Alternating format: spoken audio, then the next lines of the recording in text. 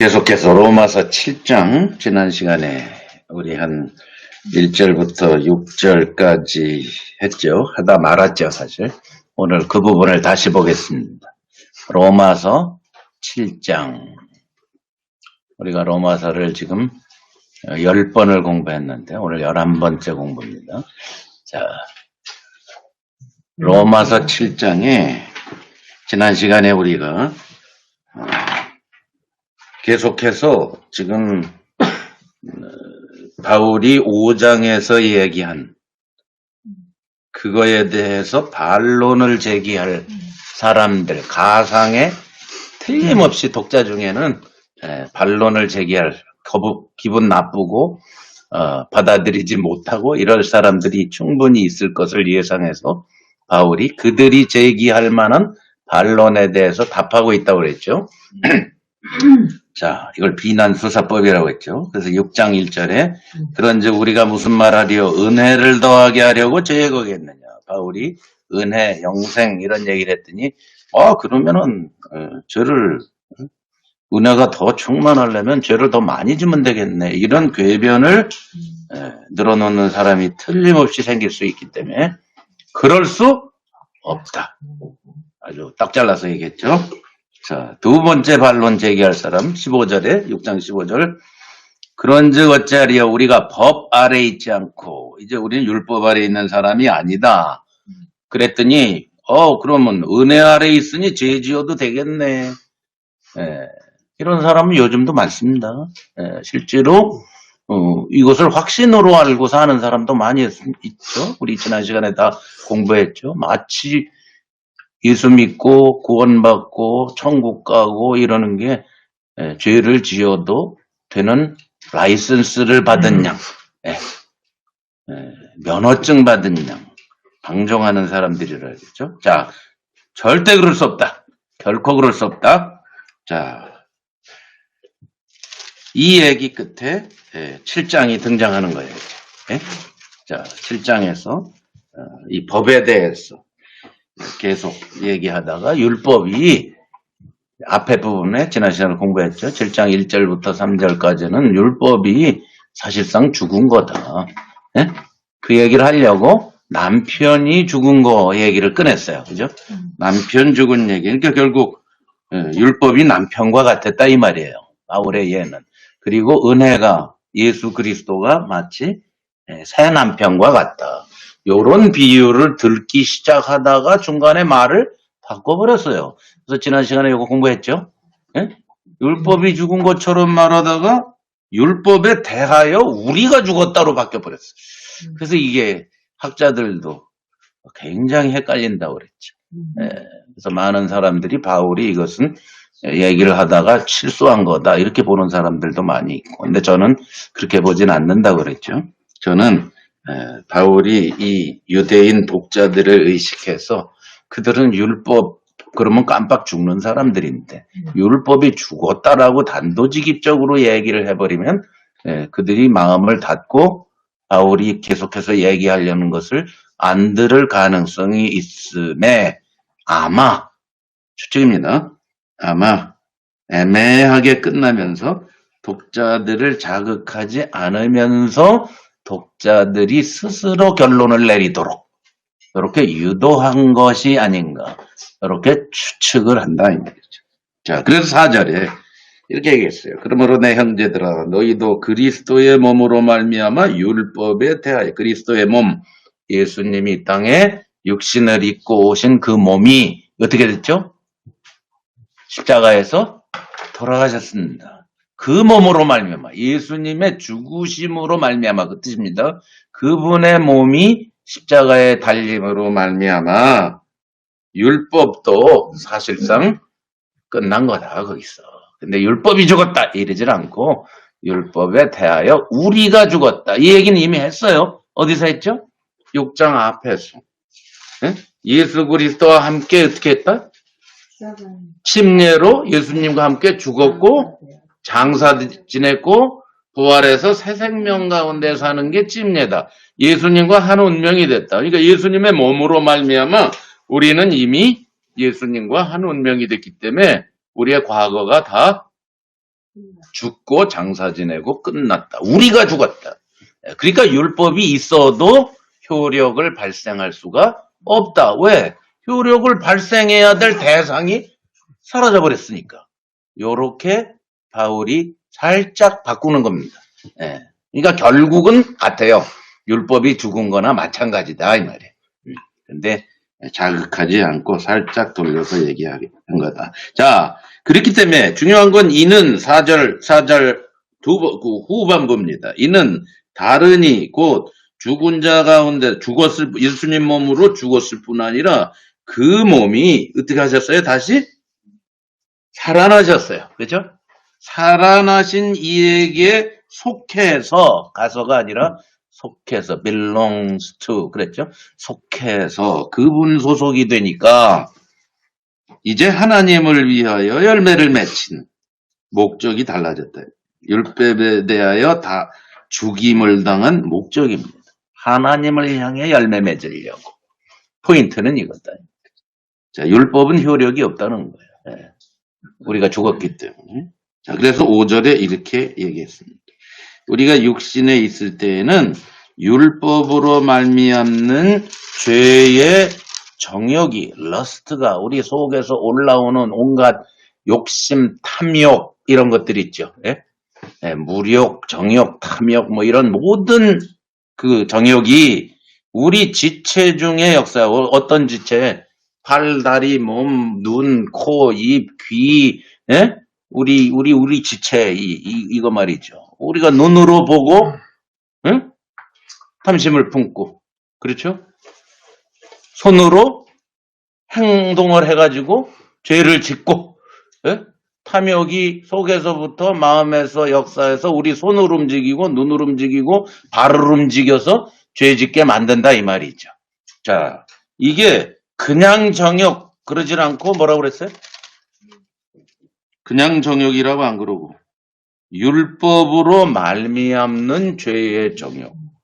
왜 그랬다 그랬어요? 이거 지난 시간에 여기까지 우리가 공부했는데 우리 지체 중에 역사하여 우리로 사망을 위하여 하나님을 위하여 열매 맺는 게 하나님의 목적인데 뭘 위해서 열매를 맺어? 사망, 영원한 죽음을 위해 열매를 맺도록 누가? 죄의 정욕이. 그런데 왜 앞에 뭐가 붙어 있냐고. 뭐가 붙어 있어요?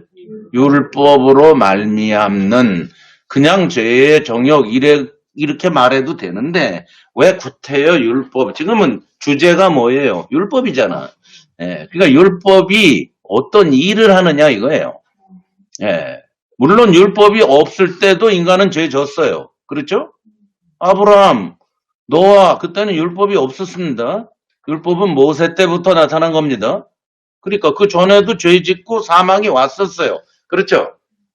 맞죠? 네. 자, 그런데 율법으로 말미암는 죄의 정욕. 왜 그러냐 이거예요. 그렇지 않아도 인간은 죄의 정욕 때문에 다 사망을 하고 죽는데 영원히. 왜 율법으로 말미암는을 붙였겠어요?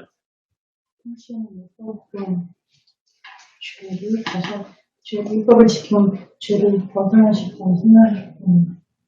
근데 실제로는 안 그렇잖아요. 율법을 지킨다고 인간이 죄에서 벗어나질 못하잖아요. 율법이 능력이 없잖아요. 그때는 능력이 있는 걸로 생각하고 있고. 그건 유대인들의 착각에 불과했지. 그렇죠? 유대인들은 율법을 지키면은 죄에서 벗어난다라고 생각을 했죠. 지금 아마 이 로마서의 독자들도 그렇게 계속 생각하는 사람이 있었을 거예요. 예. 근데 바울이 전혀 딴 얘기를 하는 거예요. 지금 바울이 지금 그들을 향해 도전하는 건 되게 무서운 얘기를 하고 있는 거예요. 유대인들하고 맞짱 뜨자는 얘기예요. 유대인들은 지금 바울의 이 얘기에 엄청 불쾌한 거예요. 왜? 율법으로 말미암는 정욕이라니. 죄의 정욕이라니. 유대인들은 그렇게 생각 안 하거든, 잘. 왜? 자기네는 율법을 맡아서 되게 다르다라고 생각하고 있는 그들에게 율법이 정욕을 불러일으켜. 이렇게 얘기하고 있는 거지. 왜 그럴까? 지난 시간에 마지막에 우리가 공부했어요. 율법이 말하여 주지 않아도 정욕이 있는 건데, 인간에게는. 율법이 말하여 주면 더 도발을 한다고. 예, 더 도발을 해요. 이게 계속해서 바울이 지금부터 얘기하고자 하는 거예요. 7장 8절. 죄가 기회를 타서 뭐로 말미암아? 계명으로 말미암아. 또 나오죠? 율법입니다. 예. 내 속에서 가경 탐심을, 원래 탐심이 있는데 율법이 개입을 하더니 탐심이 더 생겼어. 왜? 모르던 것까지. 무슨 얘기인지 이해가세요? 자, 그 다음에 11절에도 보세요. 바울이 계속 초질과 똑같은 얘기를 해요. 죄가 기회를 타서 계명으로 말미암아 나를 속여버렸다. 그러니까 계명이 좋은 건데, 예? 죄라는 놈이 계명을 이용해서 우리를 더 속인단 말이에요. 자, 우리가 어저께 그저께도 우리가 장거리 여행을 하고 왔는데, 예? 자, 곳곳에 65마일, 55마일, 40마일 붙어 있어요. 계속 붙어 있단 말이에요. 자, 저거 없으면 어떻게 돼요? 55마일, 65마일 없으면 어떻게 됩니까? 막 달리죠. 달리죠. 그렇죠? 달립니다, 물론. 달리다가 달리는데 어떻게 달립니까? 자, 잘 보세요. 저게 없어. 아예 어떻게 달려? 자유롭게 달리되 어떻게 달리냐고.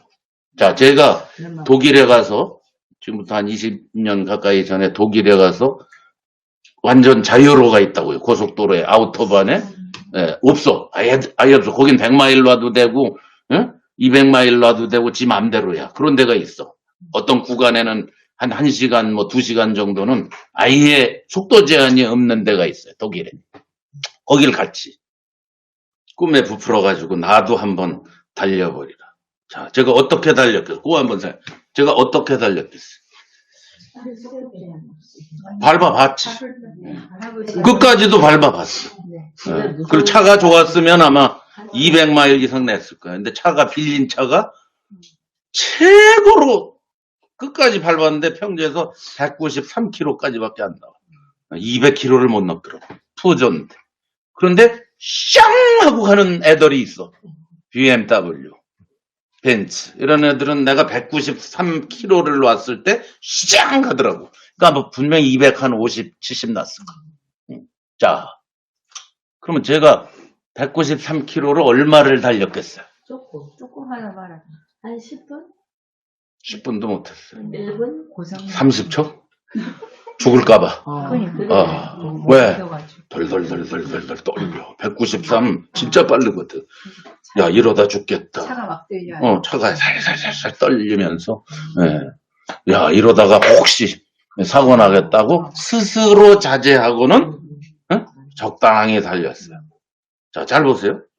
아무 사인이 없어. 그런데도 자기가 스스로 제어도 하고 절제도 하고 막 해. 그러면 거기에 70마일 붙어 있으면, 자, 우리 이번 여행하는데 다 계속 수백 번도 더 봤어요? 어떻게 합니까? 제가 어저께 어떻게 운전했는지 혹시 아세요? 여러분들을 태우고. 5마일 오바예요. 그러니까 고속도에 적당히 안 걸릴 정도로 계산을 하고 운전을 해요. 아예 없으면은 내가 알아서 목숨에 위태롭지 않게 조정을 할 텐데, 그게 딱 써 있으면서 55마일 전에선 한 60마일 요 정도, 65마일 가면 한 70마일 이렇게 하는데 45마일 가면 한 50마일. 자, 그게 있음으로 해서 뭐예요? 그게 있음으로 해서 뭐예요? 조금씩 더 지우시. 죄를 지게 해서는 안 될 일을 하는 거예요. 그러니까 55마일일 때 54마일로만 가면 그래도 나은데 54마일로 안 갑니다. 왜? 아직 1마일 더 가도 되니까. 빨리는 가고 싶은데 한 5마일 넘어가면 안 잡겠지. 이런 게 있어서 54마일로 안 가고 한 5마일 더 놓거든. 이게 율법이 하는 일이야. 무슨 얘기인지 아시죠? 네. 율법으로 말미암아 죄가 뭔지 자꾸 기억나게 한다는 말이에요. 이해가죠? 네. 그 얘기하는 거예요, 바울이. 이걸 유대인들은 안 받아들일 거예요, 잘 웬만한 사람들. 근데 바울만이 이런 얘기를 했어요. 성경에서 유일하게. 그거 아세요? 그러니까 바울은 굉장히 죄송합니다. 옷 좀 벗겼습니다. 엄청 덥네. 와, 잘 먹었겠다. 자, 그러니까 그 얘기 하는 거예요. 그러니까 죄가 기회를 타는 거예요. 그래서 제가 제가 정말 그래요. 저는 웹 페인트 써 있으면 꼭 한번 만져봐. 저도요. 이상해. 진짜 응? 페인트 말랐나 한번 그거 안 써 있으면 그냥 지나가는데 웹 페인트 그럼 꼭 만져봐. 잔디밭에 들어가지 마시오. 그럼 괜히 한번 들어갔다 와.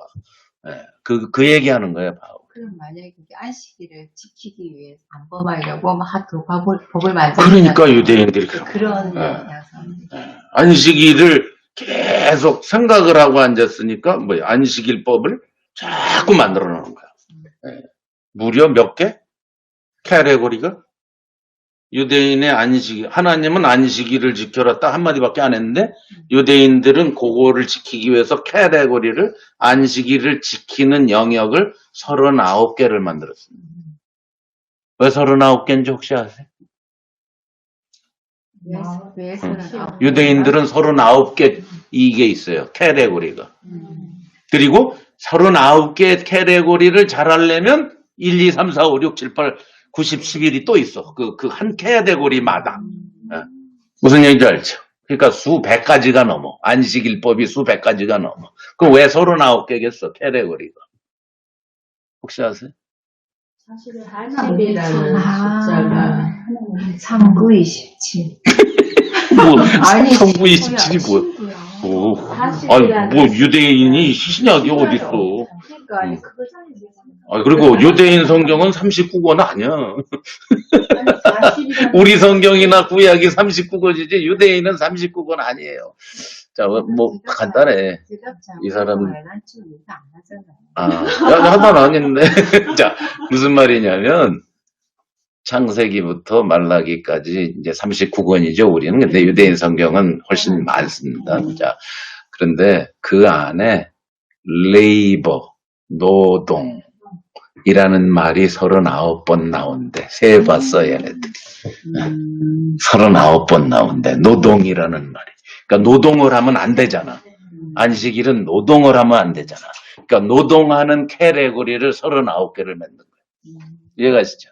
그래 놓고 그 카테고리를 잘 지키려면 또 밑에 쭉 있는 거예요. 어디에 노동이 39번 나왔다. 구약 성경. 그걸 찾아본 사람이 있었다.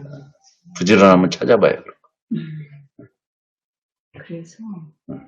그러니까 봐요. 이 법이라는 게 자꾸 그런 식으로 만들어질 수밖에 없는 거예요. 자꾸 의식을 하니까. 자, 그래서 율법으로 말미암는 죄의 정욕이 만지지 마시오, 뭐 하지 마시오. 그러면 괜히 더하게 슬슬 부추긴다는 말이에요. 자, 그런데 그 결론이 뭐냐? 두 번째 카테고리 여기에서 두 번째 15절부터 시작해서 그런즉 어찌하리요? 우리가 법 아래 있지 않고 은혜 아래 있으니 죄를 지으리요? 그럴 수 없느니라 하고 전개해 온 것의 결론이 7장 6절입니다. 그럴 수 없다. 은혜를 더하려고 죄를 지을 수도 없고 은혜 아래 있으니 죄를 지을 수도 없다.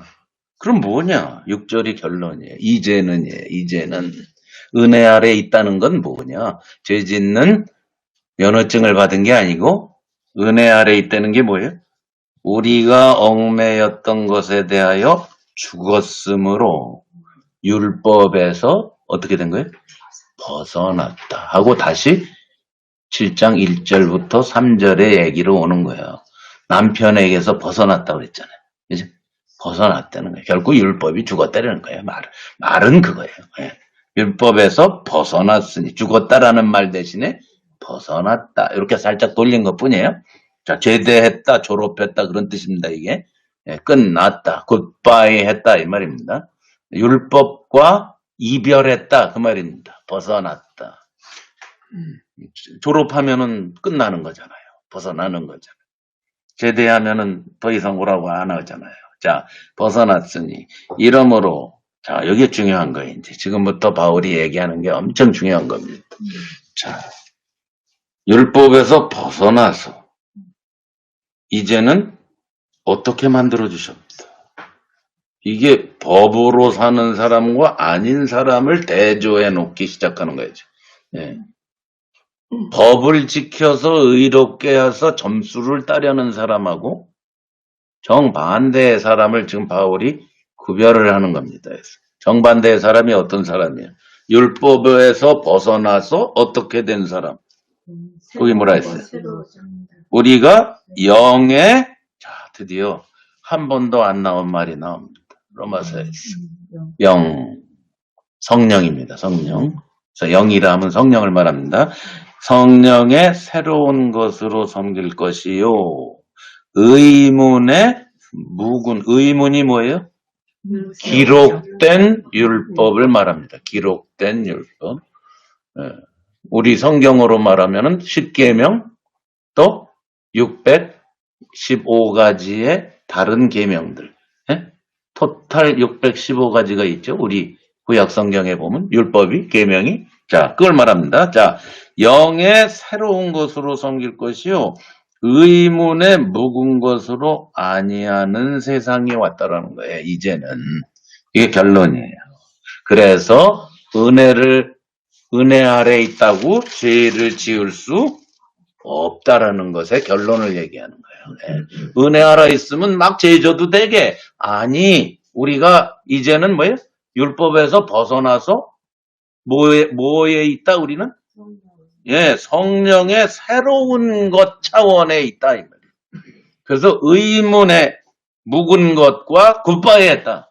더 이상 계명을 지켜서 하나님 앞에 점수를 따려는 부담스러운 삶이 아니고 그렇다고 해서 방종을 하고 제멋대로 은혜 아래 있으니까 죄 져도 된다. 천만의 만만의 말씀이다. 어떻게 사는 거냐? 영의 새로운 것으로 차원이 다르다.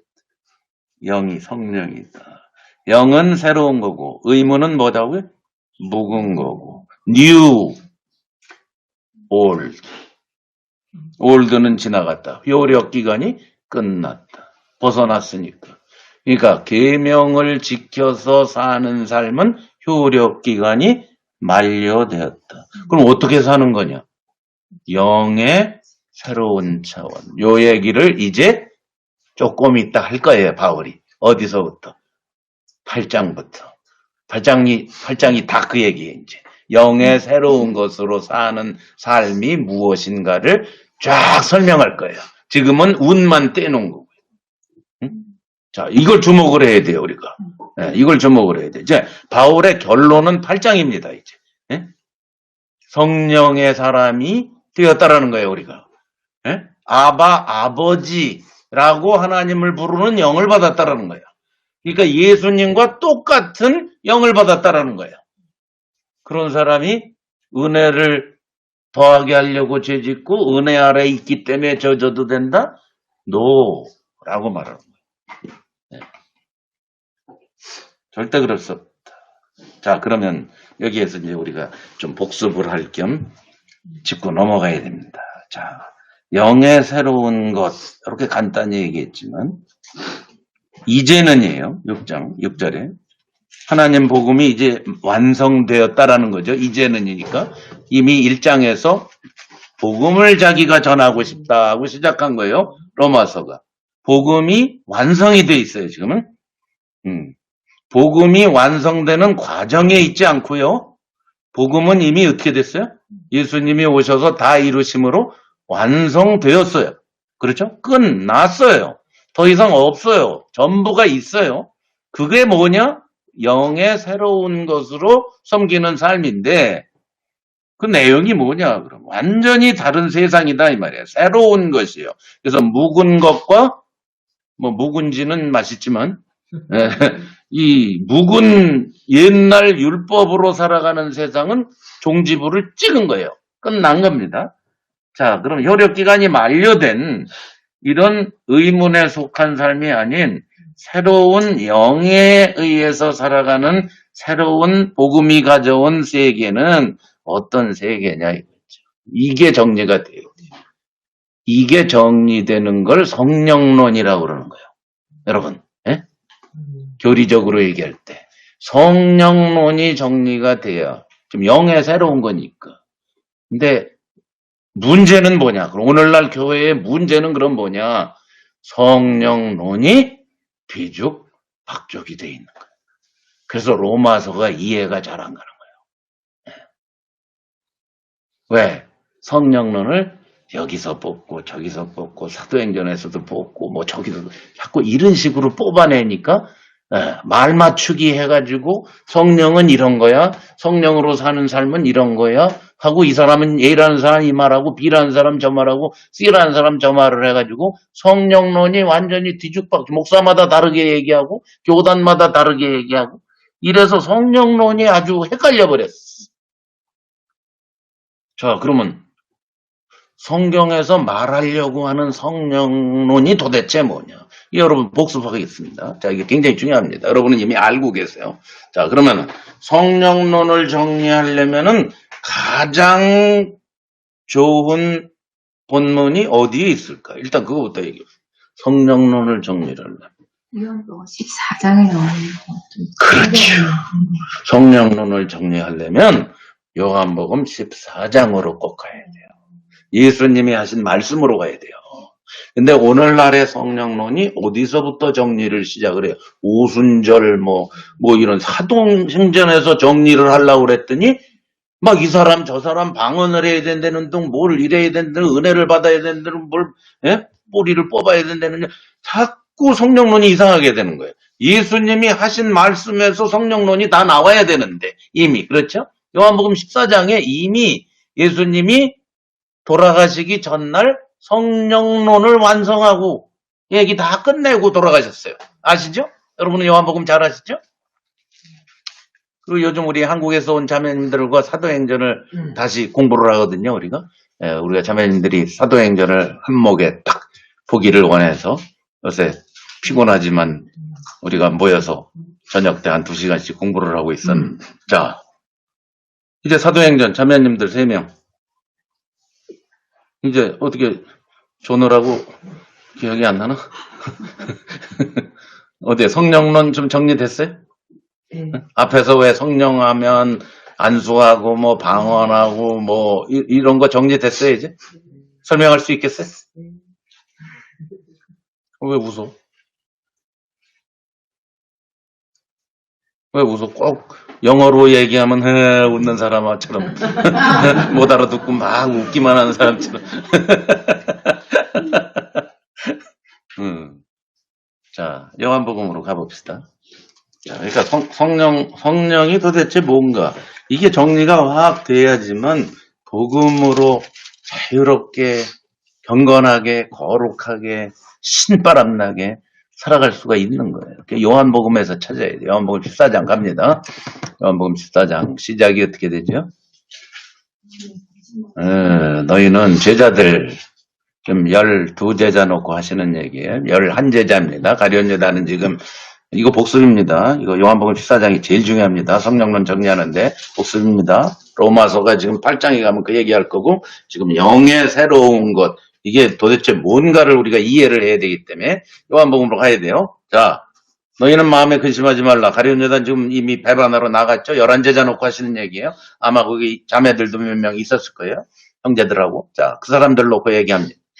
자, 하나님을 믿으니 또 나를 믿으라 하면서 내 아버지 집에 뭐가 많아요? 거할 곳이 많도다. 네. 아버지 집에 거할 곳이 많다.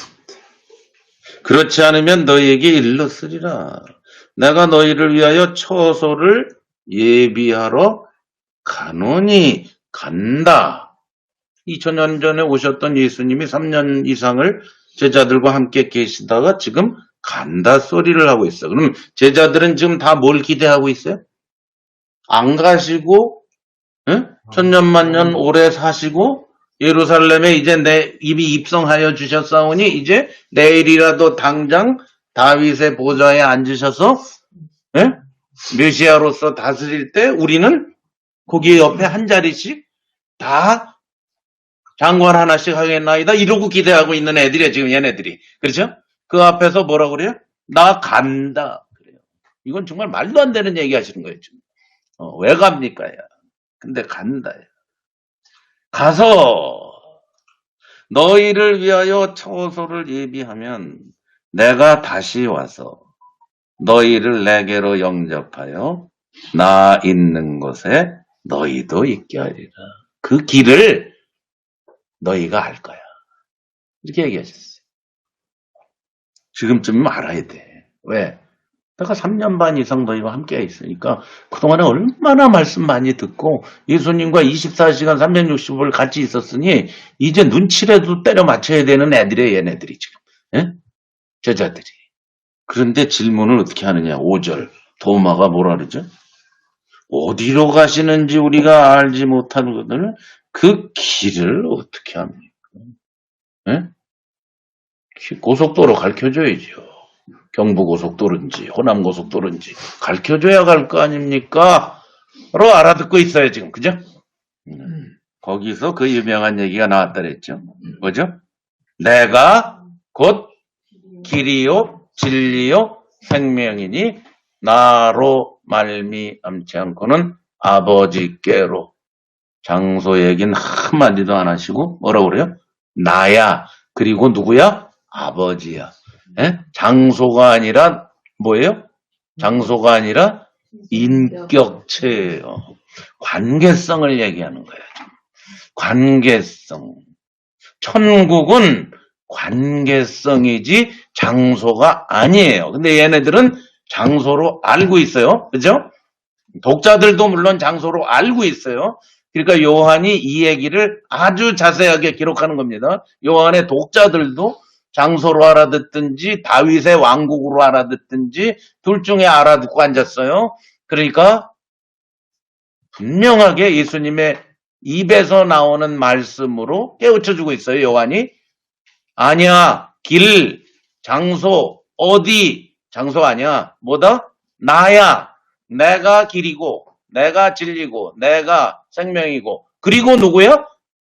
나를 통해서 누구에게로? 장소가 아니라 누구? 아버지라는 인격체와의 관계성으로 가는 길목에 내가 있다. 그죠? 분명하게 얘기했어요. 그러면서 7절에 더 구체적으로 얘기합니다. 너희가 나를 알았다면 기노스코 나를 경험했다면 누구도 경험한 거다. 아버지도 아는 거다. 왜? 왜 그래요? 예수님과 아버지는 늘 같이 계시니까. 장소가 아니라 인격체로서 늘 하나로 계시니까. 그랬더니 8절에 못 알아들어. 빌립이 이번에 아버지 얘기를 꺼내니까 아버지 좀 보여주세요. 이랬다. 아버지 좀 보여주세요. 그 아버지. 그러면 아주 되게 좋겠네. 족하겠나이다. 아버지 좀 보여주시오. 9절에 예수님이 한탄하셨습니다. 빌립아, 내가 이렇게 오래 3년 이상 너희와 함께 있으되 나를 알지 못하느냐? 나를 본 자는 누구를 봤다? 아버지를. 왜? 나는 아버지. 10절입니다. 이게 굉장히 중요한 겁니다. 나는 누구 안에 있어? 아버지 안에. 아버지는 어디 있어? 내 안에. 인격체야. 장소 아니야, 얘들아. 내 아버지 집 장소 아니야. 인격체야. 응? 거할 곳 장소 아니야. 인격체야. 11절. 내가 아버지 안에 있고 아버지께서 내 안에 계심을 믿으라. 늘 같이 있다. 아버지, 예수님 항상 함께 계시다. 이 얘기 끝에 16절입니다. 본격적으로 들어갑니다. 이제 성령론입니다. 이게. 자, 내가 아버지께 구하겠으니. 자, 아버지 어디 계셔?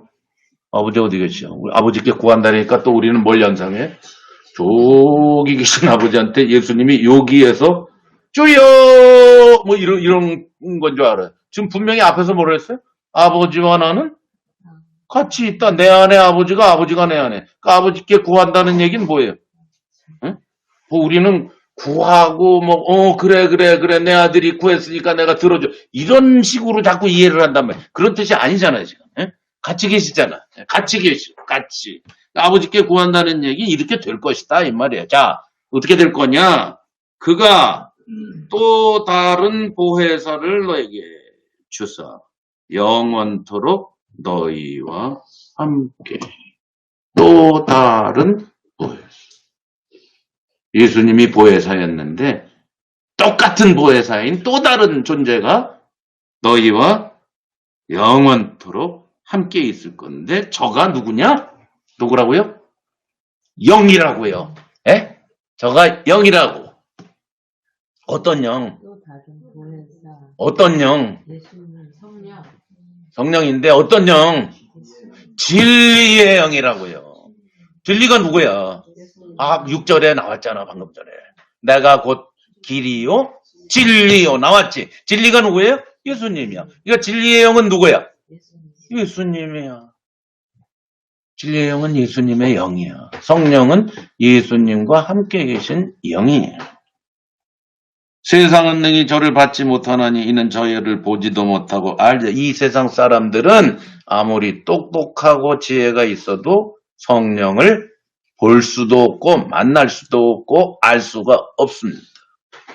눈에 안 보이고 지혜로 깨달을 수 없는 존재예요. 차원이 달라서. 아버지와 아들과 함께 있는 존재이기 때문에. 자, 그런데 너희는 저를 아나니 저는 너희와 함께 거하심이요 너희 속에. 너희 공동체. 예? 그러니까 제자들의 공동체. 즉 오늘의 누구죠? 교회입니다. 교회 속에. 그리고 교회와 함께. 그럼 내가 교회에 지체면 내 속에 나와 함께 그렇게 되는 거죠. 당연히 교회에 오시니까. 됐죠 이제? 네. 그 다음에 보세요. 18절이에요. 내가 너희를 고아와 같이 버려두지 아니하고 너희에게로 오리라. 지금 방금 전에 누구와 함께 있을 거라 했어요? 누구랑? 진리의 영 보혜사가 너희와 함께 그리고 너희 속에 있을 거야. 그래 놓고서 금방 뭐라 그래? 내가 너희를 고아와 같이 버려두지 않고 너희에게로 온대. 누가 온다래 놓고 보혜사가 온다래 놓고 누가 온다래? 내가. 그건 무슨 뜻이에요? 성령이 오시면 늘 같이 계신 분도 같이 늘 오시는 거예요. 예수님이 다만 지상에 오실 때니까 눈에 보이는 몸으로 오셨을 뿐 그분이 예수님이 아닌 거죠. 그건 예수님이 육체로 나타나신 거지 그분 이꼬로 전부 아니란 말이에요. 예? 이해가세요?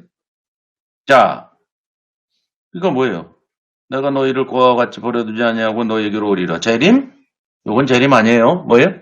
성령을 통해 예수님이 누구한테? 너희 속에 함께 있으려고 온다. 이 말이죠. 그죠? 자, 보세요. 그러니까, 조금 있으면 세상은 다시 나를 보지 못할 터이로되, 너희는 조금 있으면 나를 봐. 왜냐? 내가 살았고, 너희도 부활 생명을 공유하게 될 거야. 조금 있으면. 며칠 후에?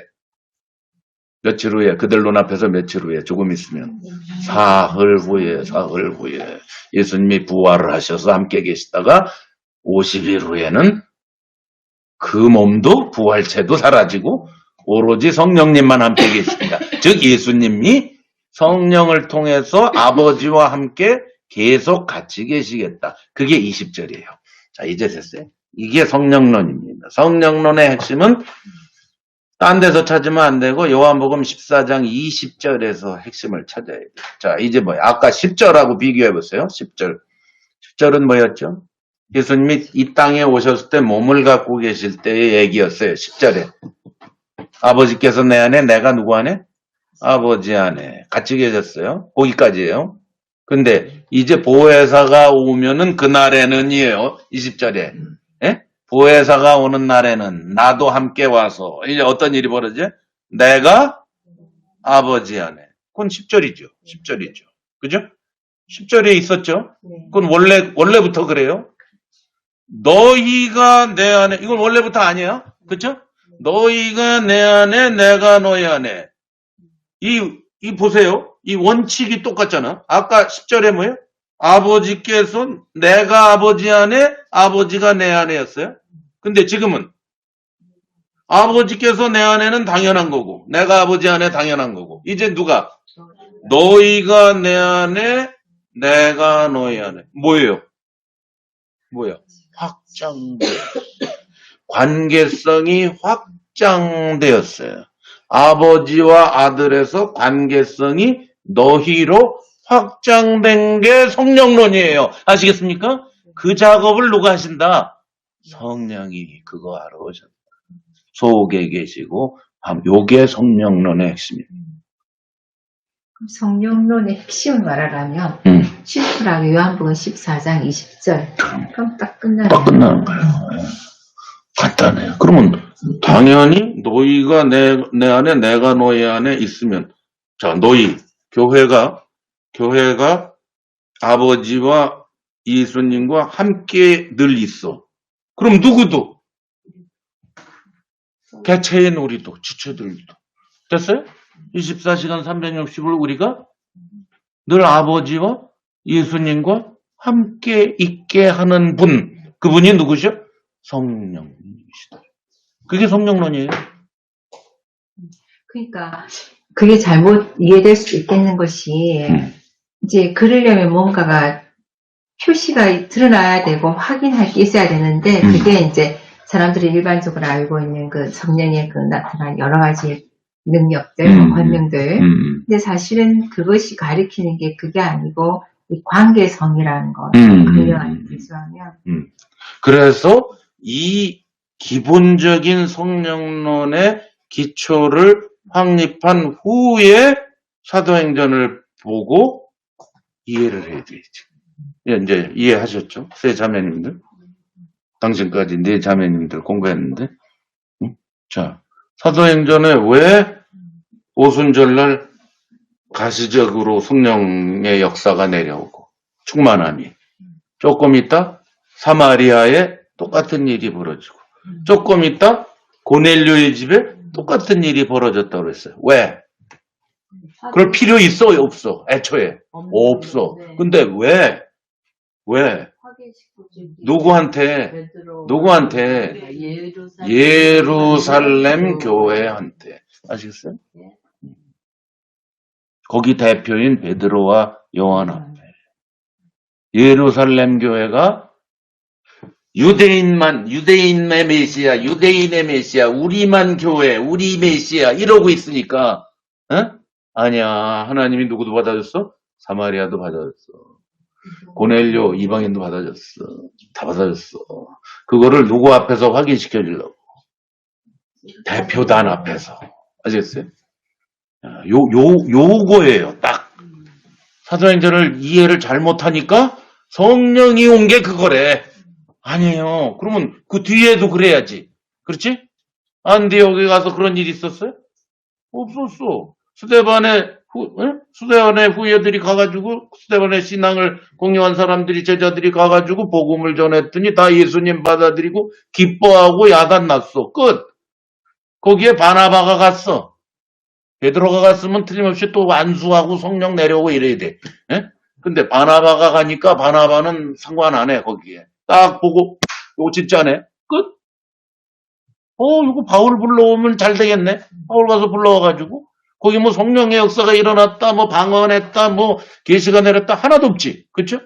그때부터 올더웨이 28장까지 이방인의 교회가 세워질 때마다 그런 기록이 있어요, 없어? 없잖아. 왜 그래? 이유. 예루살렘 교회 볼 필요 없으니까. 됐어요? 그러니까 성령론이라는 게 다른 말로 하면 성령이 온 이유. 론이라는 건 학설이라는 거잖아요. 구원론, 교회론, 이론 그런 뜻이에요. 그러니까 성령에 관한 학설이지. 그게 성령론인데 그게 잘못되었다라고 내가 얘기하는 거예요. 많은 사람들이 알고 있는 성령의 학설이 성경의 일부분을 보고 자기네식으로 짜 맞춘 성령론이 오늘날 교회에 판치고 있다 해서 여러분 다 알지만 지금 내가 정리하는 거예요. 다시 한번. 왜? 우리는 의문에 속한 사람이 아니라 영의 새로운 것으로 섬기게 됐는데 그 영의 새로운 것으로 섬기는 삶이 뭐냐? 성령에 따라 사는 삶이야 이제. 그럼 성령에 따라 살면 성령이 무슨 일을 하셨는가를 알아야지. 그렇죠? 맞죠? 성령이 무슨 일을 했어요 우리한테? 예수님 대신 다른 몸을 세우셨어요. 그게 성령론이야. 아시죠? 그게 요한복음 14장 20절이야. 이제 뭐예요? 예수님이 오셔서 이 육체로 돌아다니시던 분이 모든 걸 이뤄놓고 사라진 후에 다른 몸으로 오셔서 거기에다가 내가 아버지 안에 아버지가 내 안에 이제 너희가 내 안에 내가 너희 안에로 확장시킨 것. 그게 성령이 오신 목적이랍니다. 그거 하려고 오셨어. 즉 쉽게 말하면 하나님의 창세 전의 목적을 실현하러 오신 분이 성령님이시다 이 말이에요. 이해가십니까? 네? 네. 확장시켰던 아버지와 아들의 생명의 관계를 너희로 확장시켰단 말이에요. 그게 성령이 오신 목적입니다. 이게 영의 새로운 것으로 섬기는 삶의 시작이라는 거예요. 그러면은 그게 이제 예루살렘 교회에 보게 하려고 그런 오순절 역사나 그들의 가시적인 게 좀 있었는데 그 사실은 그게 예루살렘 사람들에게 왜 보여줘야 돼요? 안 그래도 엄연한 사실인데 왜 그들을 위해서 그게 있었어야 됐을까요? 교회를 하나로 만드시려고. 하나로 만들. 두 동강이 나잖아. 사마리아 교회 따로, 예루살렘 교회 따로 완전히 딴 게 됐잖아. 예? 그러니까 예루살렘 교회가 저 사람들도 받아줬다는. 그러니까 유대인의 완고함을 깨기 위함이에요. 예? 그럼 그 뒤에는 이제 그런 일 없었는데 없었던 이유는 이미 이제 하나됨이 이루어졌기 때문에. 이제는 그들이 충분히 이해했고 저 변방에 멀리서 이방인의 복음 교회가 시작이 됐으니까. 거기는 사실 바나바가 그 역할을 한 사람이에요. 바나바가 예루살렘 교회의 대표로 왔는데도 베드로처럼 안 하고 바울을 찾으러 가는 거예요. 바나바가 완전히 거기에서 물꼬를 새로 튼 사람이라고 볼 수 있는 거예요. 베드로 같으면 틀림없이 또 안수하려고 달겨들었을 거예요. 그럼 할 수 없이 또 성령님이 가시적으로 또 보여줘야 됐을지도 몰라. 안디옥에서 베드로와 요한이 왔다면.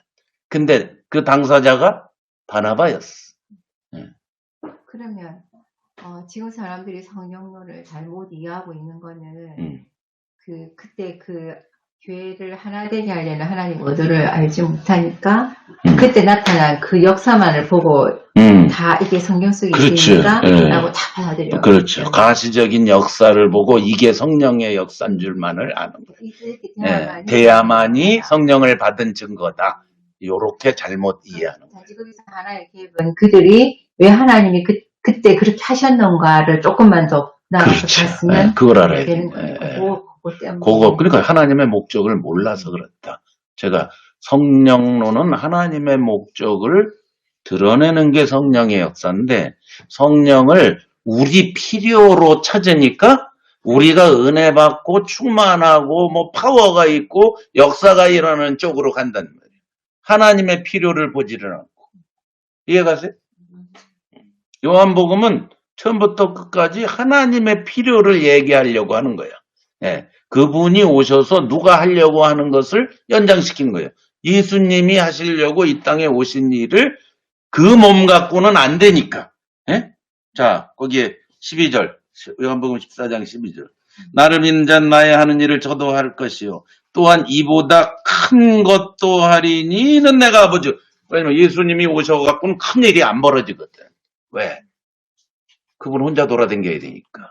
그런데 성령이 오셔서 동시다발적으로 교회가 생기면 예수님의 몸이 그 육체가 돌아다니는 것보다 몇백, 몇천, 몇만, 몇백만 배의 역사가 일어날 거거든. 그렇죠?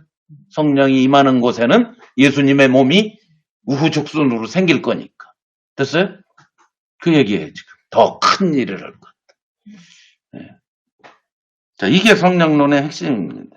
그래서 14장 10절이 확장된 게 14장 20절이에요. 그날에는 성령이 고아와 같이 너희를 내버려 두지 않고 내가 성령의 역사를 통해서 다시 오는 날에는 이렇게 아버지 안에 내가 아버지 안에에서 더 확장돼서 너희까지로 간다. 예. 자, 왜 제가 이걸 자꾸 강조하냐면 성령, 영의 새로운 것으로 사는 삶이 체험적으로 경험으로 우리에게 되려면 이 사실을 먼저 확실하게 복음으로 이것을 이해할 뿐 아니라 이것에 감격을 해야 돼요. 그래서 나의 존재 이유, 하나님의 목적을 위해서 사는 삶이 정리가 싹 되기 전에는 못 살아요. 예? 무슨 성령의 능력으로 뭐 안수받고 뭐 해서 뭐 방언을 하고 뭐 산기도를 했더니 뭐 은혜가 충만했다. 약발 한 달, 예? 보름 6개월 가다 말아요. 틀림없이. 왜? 지금부터 로마서가 얘기하려고 하는 7장의 나머지 부분이 그거예요. 뭐예요? 내 속에 거하는 죄라는 놈 때문에 예? 은혜 받고 충만했다고 되는 게 아닙니다. 예? 성경을 보세요. 성령 충만했던 베드로가 무슨 짓을 하나 나중에 예? 헛발질 막 하죠? 그렇죠? 그럼 왜 그러냐? 예. 복음을 총체적으로 못 깨달으면요, 우리가 아무리 충만해도 내가 아는 것 딱 거기까지, 프랭크 바이올라가 얘기하죠? 거기까지가 한계라고요. 네. 한계를 넘어서는 분야에서는 헛발질하고 헤매게 되는 거예요, 우리가. 네. 이거 정확하게 알아야 돼, 정확하게. 우리가 다 연약해요. 예. 시네도스가 늘 말하지만 우리가 죄인이라는 것을 과소평가하고 우리가 구원받은 사실을 너무 과대평가한다고. 그래서 문제라고. 예. 구원받았으니까 뭐 할렐루야. 아니야. 왜? 구원받건 안 받건 뭐예요? 우리 속 안에는 뭐가 도사리고 있어요. 늘. 내 속에 거하는 죄라고 바울이 지금 7장에서 지금 좀 이따부터 얘기할 거예요. 이놈 때문에 오호라 나는 곤고한 사람이로다. 이건 뭐 크리스찬이고 아니고 유대인이고 아니고 아무 상관없어. 인간은 오호라 나는 곤고. 조금 영적으로 민감한 사람은 전부 이 고백하게 돼 있어요. 오호라 나는 곤고한 사람이 무슨 뜻이에요? 곤고하다. 비참하다 그런 뜻이에요. 불쌍하다 그런 뜻입니다. 안 된다는 거예요. 나는 비참한 사람이라는 거예요. 마음대로 되는 일이 없다는 거예요. 네. 조금만 영적으로 깨달은 사람은 크리스찬이 아니라도, 예? 중이라도, 예? 뭐 다른 걸 믿어도 인간의 문제를 민감하게 보는 사람은 알아요. 조금은 알아요. 오라 나는 공고한 사람이로다는 꼭 바울이 나는이라는 1인칭을 택했다 해서 바울이 그랬다는 얘기 아니에요. 바울 플러스 모든 사람, 이 땅에 있는 모든 사람의 외침이에요. 나는 공고한 사람이로다. 누구나 그래요. 자, 지금 진주의 이영심 자매님이 이렇게 얘기했는데, 아는 것과 실제로 살아가는 것은 다른 것 같아요. 성령의 인도로 살아야 하는데, 우리의 본성에 따라 사는 것 같아요. 그렇지요. 지금 제가 얘기하고 있죠. 하나인 성령님이 우리 안에 계시는데, 그리스도가 우리의 머리 되시는데, 항복하며 오늘도 살아야겠어요. 내가 주인이 아님을. 그렇지요. 인간은 예수를 믿든 안 믿든 우리 안에 있는 죄에 의해서 컨트롤 당할 수 있는 존재입니다. 어떻게 하면 그걸 이겨내느냐. 여기에 성령론이 들어오는 거예요. 이제 성령이 무슨 개인적으로 능력 주고 은혜 충만했다. 아니, 제가 여러 번 알죠. 제가 잘 아는 분, 목사님 계신데 그분 정말 내가 부러워했어요. 한때는. 그분이 너무 성령의 은사와 은혜와 충만함을 받고 얼굴에 막 빛이 나고 그러던 분이에요. 예? 너무 은혜 받았어. 그래서 교회가 막 부흥을 하고, 그 버지니아에 있었어, 여기. 예, 옛날에. 예? 지금부터 30년 전에, 40년 전에 버지니아에서 집사 출신인데 은혜를 충만히 성령의 은혜를 받았다 그래서 신학교 가고 목사가 돼가지고 여기에서 목회를 성공하신 분이라 LA에 있는 큰 교회가 스카우트해 가서 이제 LA에 있는 큰 교회 목사가 되신 분이에요. 그래서 난 그분 여러 번 만나 뵀거든, 내가. 같은 교단에 있었기 때문에. 예? 그래서, 참 저분 참 겸손하시고, 은혜 충만하시고, 소문이 자자했거든. 그래서 나도 그런 줄 알고 있고, 목회도 잘하고, 예. 참 예의 바르고, 아주 괜찮은 분이었어. 성령의 능력을 받았다니까, 기도하다가. 근데 왜, 내가 직접 봤잖아. 마약을 하고 있잖아, 마약을. 그것도 목사 사무실에서. 문을 10분을 두드려도 안 나와. 분명히 있는데. 계속 두드리니까. 눈을 쭉 열더니, 완전히 눈이 시뻘개가지고, 마약을 해가지고. 누구세요? 내가 이남한 거 알거든, 그 양반이. 누구세요? 내가 난 그분을 뭐라고 하는 게 아니라, 이분이 어떠다가 이렇게 됐을까? 은혜 충만하다. 은사를 받았다고 자자했던 분인데. 아마 우리 그런 경험 많이 했잖아. 그런 사람들. 주위에서. 성령 하는 사람들이 어떻게 타락했는가. 그 사람만 그러냐고. 우리도 그런 거야. 지금 영심자매님 얘기처럼. 나도 그런 거야. 자, 그러니까 우리는 과대평가, 과소평가 이런 거 하지 말고 철저하게 복음으로 사는 거에, 교회로 사는 거에 집중하라고 성령이 교회에 오신 거예요. 네? 계속했어. 방종할 수 없는 삶을 교회로 살아가라고. 우리 혼자 어디 가가지고 은혜 충만했다가 혼자 가서 6개월만 살아봤어요. 어떻게 되나? 그래서 옛날에 수도사들이 그래서 아무도 없는, 유혹도 없고 그런 데 가서 굴 파고 혼자 도 닦은 거예요. 유혹이 없는, 아예 눈앞에 유혹거리 없는 거. 제가 플로리다에서 같이 신앙생활하던 형제는 자기 삼촌이 25년인가 30년을 그리스의 산꼭대기에 암자에서 혼자 계속 도 닦고 있대. 크리스찬인데. 왜?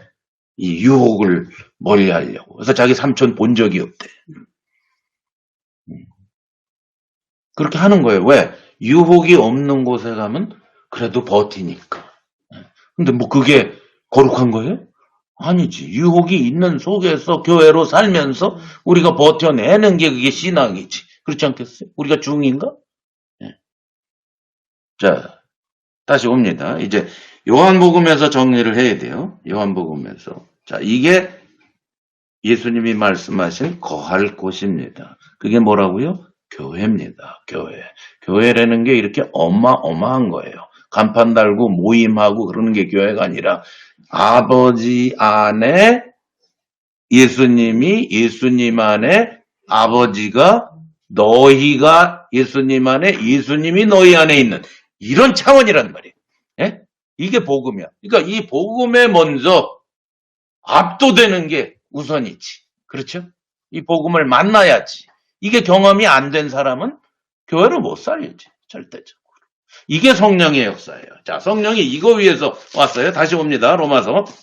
자, 그러면 이렇게 해서 성령이 우리 교회에 성령이 오셔서 그럼 교회 안에 있는 지체, 너희 속에 있겠고 너희와 함께 있겠다라고 예수님께서 약속하신 그분이 16장에 가면 내가 너에게 가르치는 것을 다 생각나게 또 해가지고 전부 생각나게 해서 살게 한다. 그런 말씀하셨죠? 16장에 가면? 자, 그런데 이 얘기를 영의 새로운 것으로 섬길 것이요.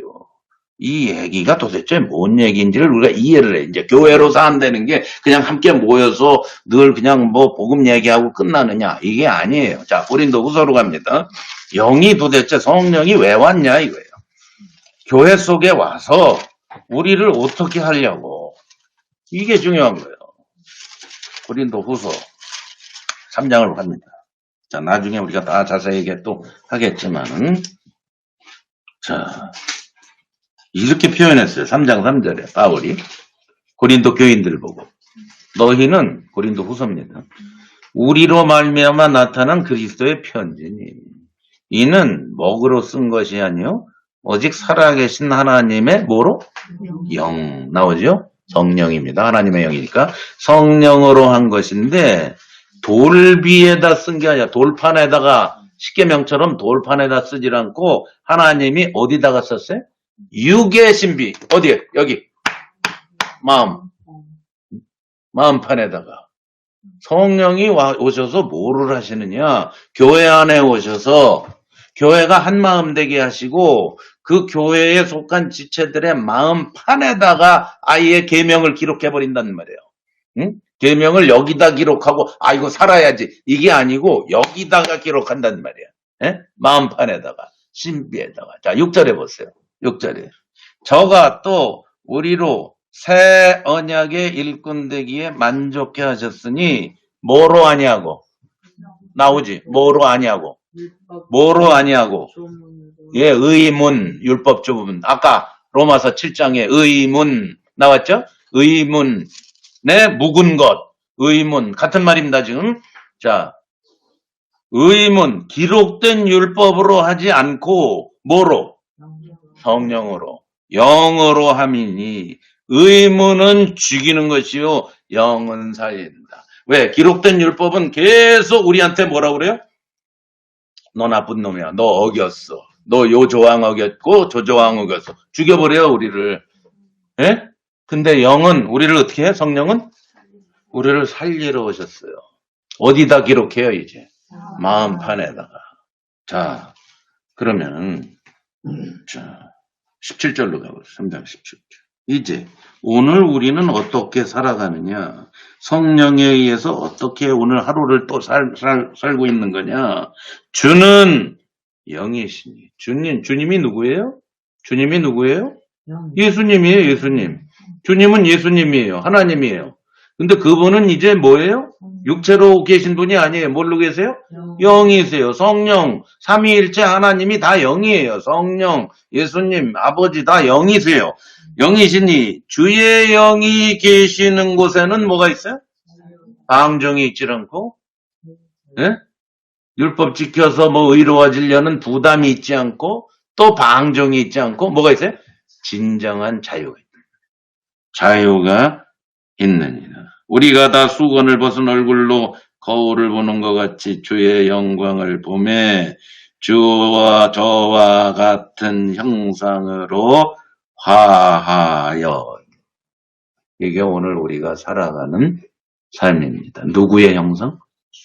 누구의 형상? 주님과 같은 형상. 예수 그리스도와 같은 형상. 그분의 인격. 예? 그분의 삶으로 화하여. 뭐예요? 메타몰포시스예요. 예? 애벌레가 나비가 되는 차원. 그걸 화한다고 그래요. 여기 메타몰포라 그랬어요. 자, 우리가 애벌레의 수준에서 어디로? 나비가 되는 차원에 완전히 영의 새로운 것으로 섬기는 차원으로. 예? 그런데 목표가 뭐예요? 예수 그리스도의 형상으로 메타몰포시스예요. 이게 목적이에요. 이게 하나님의 목적이에요. 교회가 이 땅에서 뭐 하는 거예요? 아버지 예수님의 형상을 확장하면서 계속 드러내는 거예요. 네? 우리의 존재 이유예요. 지체의 존재 이유는 뭐냐? 교회가 주의 영으로 말미암아 성령의 역사로 말미암아 뭐를 하는 거예요? 그리스도의 형상을.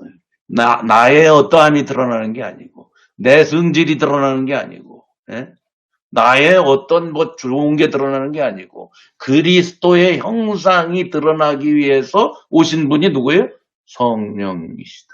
주의 영이 계신 곳에는 자유함이 있고 뭐가 있다? 메타모포시스가 있다. 주의 형상으로 한다. 자, 그러면 보세요. 자, 갈라디아서 다 똑같이 써있어요. 갈라디아서 4장.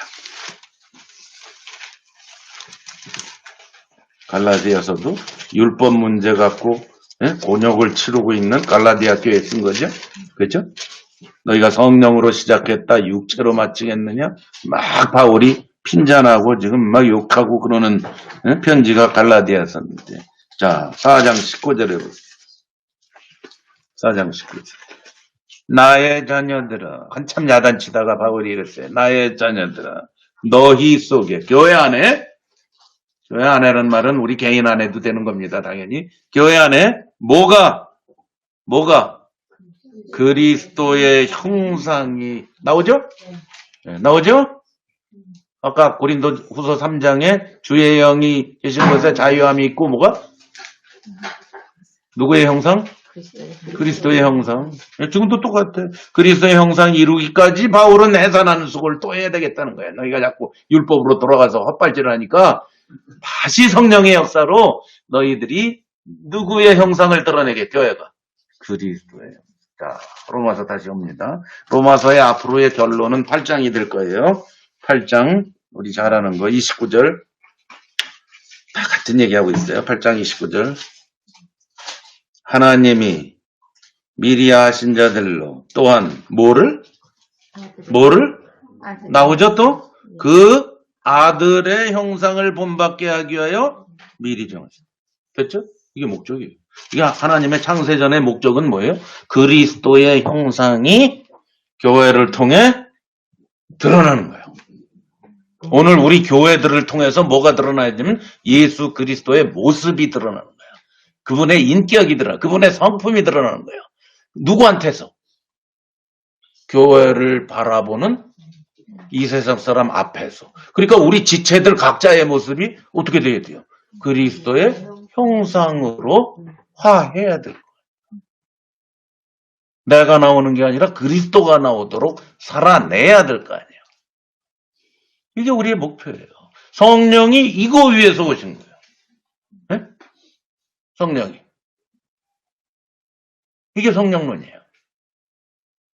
그러니까 이게 안 드러나지 않으면 소용이 없어요. 제 아무리 파워가 있고 뭐가 있고 뒤집어지고 기적이 일어나고 아무 소용없어. 뭐가 벌어지기 전에 그리스도의 형상이 거기서 나타나. 그분의 사랑, 그분의 인내, 그분의 오래 참음, 그분의 평안, 그분처럼 저도 할렐루야 할 수 있는 삶, 모든 것. 창을 던져도 창을 도로 던지지 않는, 복수하지 않는 마음, 내 나라는 이 땅에 속하지 않았다 하고 초월하는 삶, 전부 그리스도예요. 이게 드러나야 된다. 성경에 나오는 모든 그리스도의 모습이 우리 교회에 드러나야 된다. 경기교회에 드러나야 된다. 부산에도 드러나야 된다. 여기도 드러나고 제주에도 드러나고 볼리비아에도 드러나고 다 그걸 위해서 우리가 이 땅에서 밥 한 그릇 오늘 저녁에 김치 갈비를 먹은 거라 이 말이에요. 이거 하려고. 응? 이게 성령이에요. 네. 이게 영의 새로운 것으로 섬기는 거예요.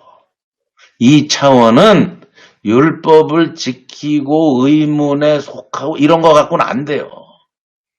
성령님께 무릎 꿇고 여기 영심자님 얘기했잖아. 항복하고 완전히 하나님의 뜻, 그분의 마음, 그분의 의도대로 살아가고 싶지 않은 사람은 안 돼요. 그러니까 뭐예요? 의문이 왜 안 되느냐면 뭐가 없으니까 우리 속에. 신비에 기록된 성령이 기록한 게 없는 사람은 절대로 의문 갖고는 안 돼요. 겉에 있잖아, 이거는. 이 겉이 내가 아니잖아. 그렇죠? 신비에 기록했다 바울이 그랬어요. 그래서 그 예언을 오래전에 누군가 해놨어요. 그거 아세요? 앞으로 이런 세상에 하나님의 새 언약이 올 거야. 라고 예언한 사람이 있어요. 구약 선지자 중에. 아세요? 이거 모르면 간첩인데. 새로운 새 언약이 하나님이 새 언약을 줄 텐데 그것은 애굽에서 나올 때랑은 완전히 다르다. 모세의 언약하고는 율법의 언약하고는 완전히 다른 차원을 하나님이 줄 거다라고 파격적인 얘기를 한 구약의 선지자가 있어. 이사야 아니고. 조금만 더 얘기해 보세요. 새 언약을 줄 텐데 하나님이. 그 언약은 애굽에서 너희가 나올 때하고는 완전히 다르다.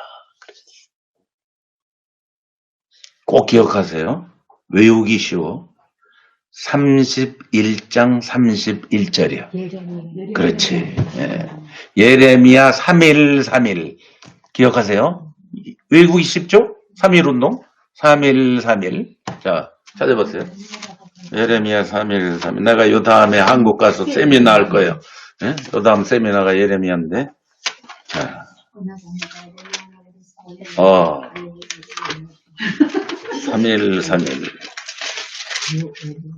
3.1 보세요. 예레미야 3.1 굉장히 중요해요. 굉장히 중요해요. 나 여호와가 말하노라. 보라, 날이 이르리니 내가 이스라엘 집과 유다 집에 뭘 세워? 뭘 세워? 새 언약이야. 옛날 언약 아니에요?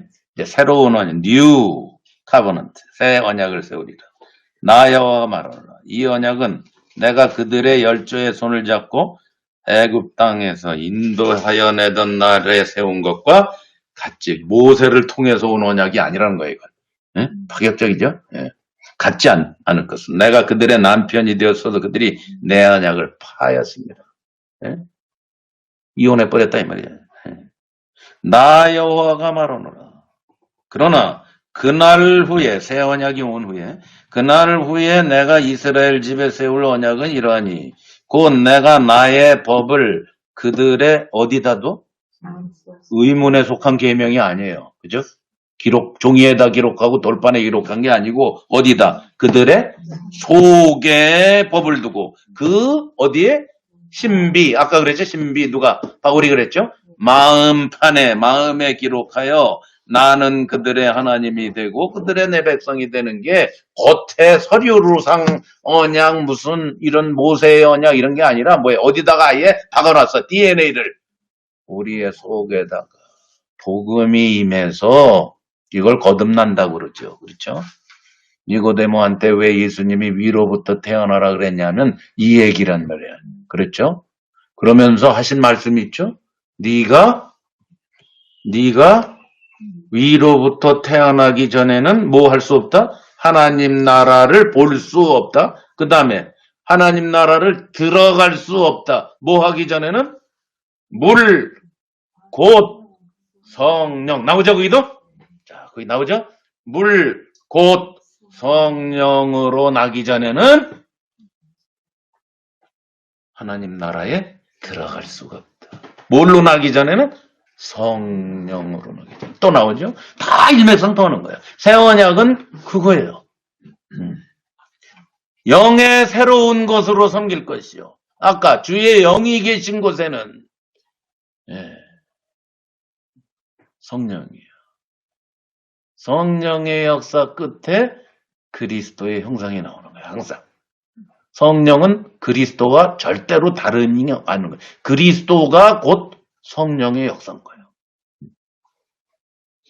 그러니까 오늘날 우리의 교회를 통해서 예수 그리스도의 형상이 안 나타나면 다시 어디로 돌아가요? 나 복음 제대로 알았나? 성령 제대로 아나? 내 마음판에 성령이 기록했나?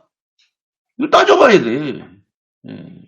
뭐 은혜 받았다, 뭐 했다, 뭐 이게 아니고 새 언약을 내가 마음판에다가 써놨나? 이걸 체크해봐야 돼. 즉 다른 말로 뭐 이제 마음판에 딱 썼으니까 자 마음판에 성령이 딱 썼다는 것의 증거 이제 증거가 뭐예요? 자, 그 대답을 해봤어요. 오늘 이제 결론을 냅시다. 지금 6절 한 절 가지고 1시간 반을 공부하고 앉아. 자 중요해 이거. 성령이 요 마음판에 영의 새로운 것으로 여기다가 기록을 했다라는 증거가 뭐냐고. 응? 그리스도의 형상이 나타났죠. 자, 그 사이에 뭐가 있냐고. 나에게.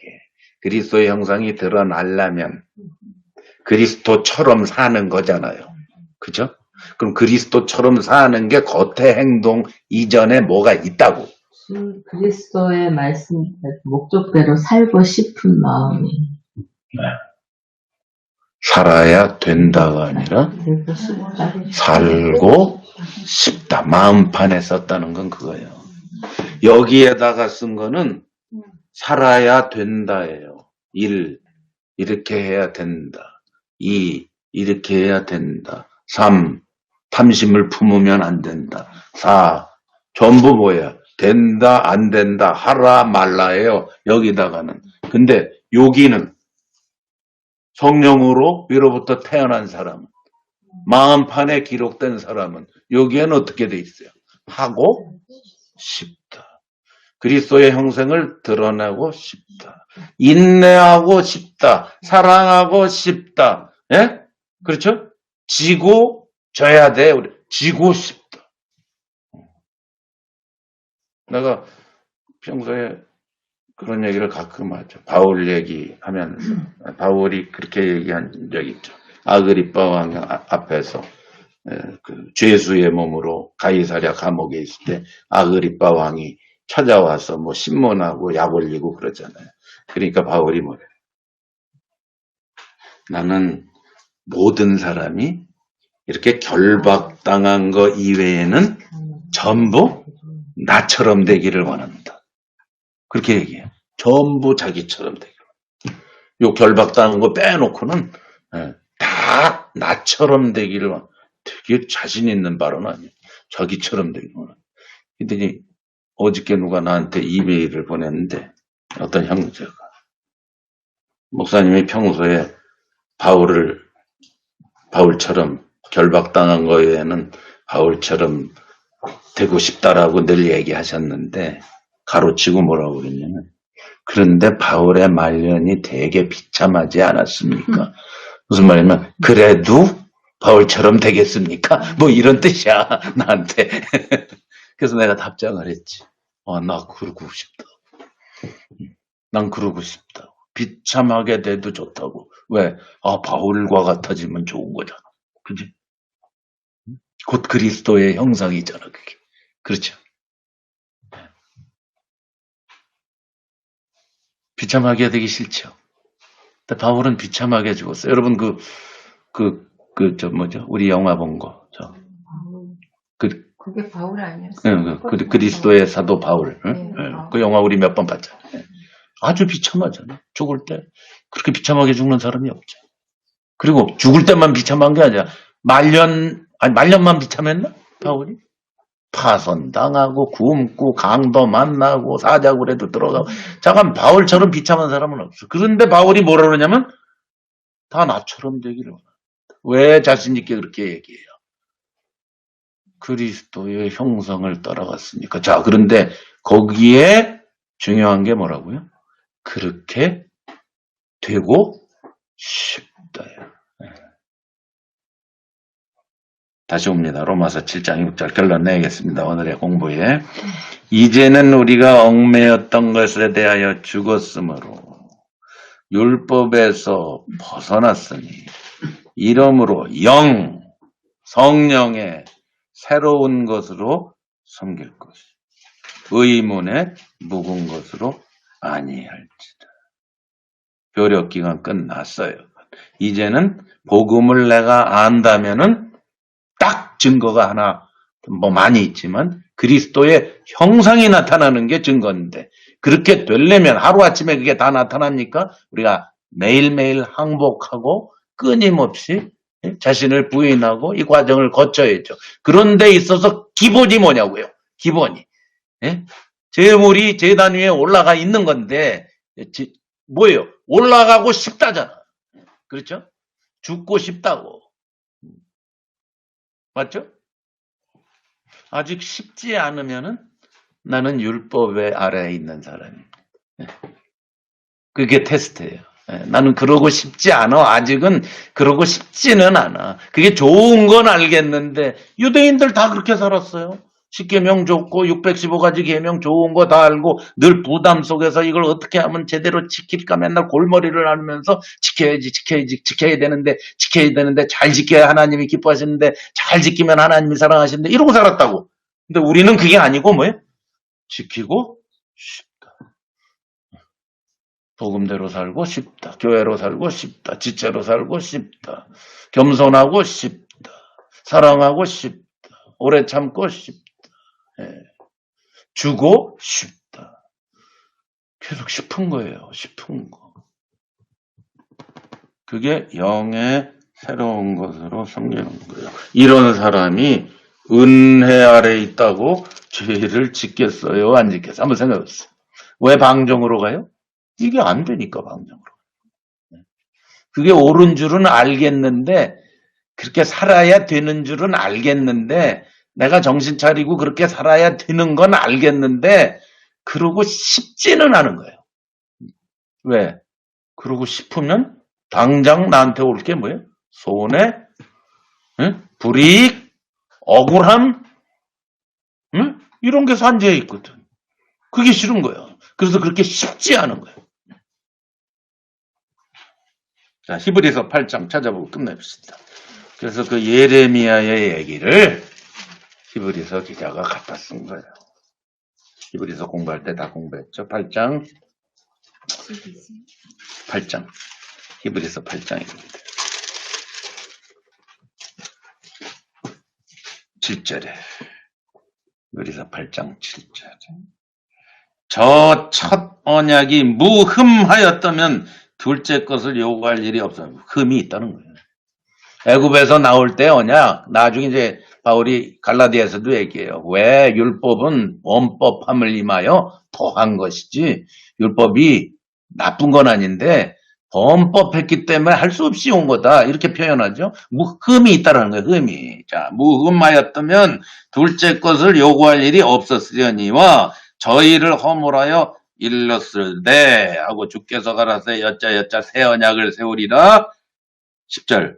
또 주께서 가라사대 그날 후에 내가 이스라엘 집으로 세울 언약이 이것이니 내 법을 저희 생각에 두고 저희 마음에 이것을 됐죠? 예레미야 얘기 31장 31절을 그대로 인용했죠, 여기? 히브리서 기자가 뭘 얘기하려고 이전 것, 의문에 속한 것 다 지나갔고 뭐다? 영의 새로운 것으로 섬기는 거야, 이제는. 그걸 쓴 게 히브리서잖아요. 그렇죠? 이런 사람은 이제 7장 7절부터 쭉 이제 나오는 반론들 또 있어요. 그 반론 끝에 바울이 오라 나는 공고한 사람이로다라는 우리 기본적인 인간이 외치는 그럴 비참함에 대해서 답이 있어요. 우리는. 그죠? 그게 8장 1절부터예요. 사람들은 자꾸 그게 사도 바울이 사도가 되고 교회를 많이 세우고도 그 고백한 줄로 이렇게 잘못 알고 바울도 그랬는데 뭐 핑계댈 때 써. 응? 바울도 오라 공부한 사람이라고 했는데 내가 뭔데 이렇게 핑계댈 때 써. 아니 바울은 인간의 기본적인 문제를 얘기한 거지 자기 얘기를 꼭 한 게 아니에요. 무슨 얘기인지 이해가시죠? 자기는 8장에 해답을 얘기하려고 하는 거예요. 아버지라고 부르고 공동상속자가 됐고 아들의 형상을 입고 환난이나 기근이나 칼이나 모두 절대로 하나님 사랑에서 끊을 수 없는 어마어마한 복음으로 사는 자기를 얘기하려고 인간의 기본적인 문제를 언급한 거예요. 그게 7장입니다. 이해를 제대로 하셔야 돼요.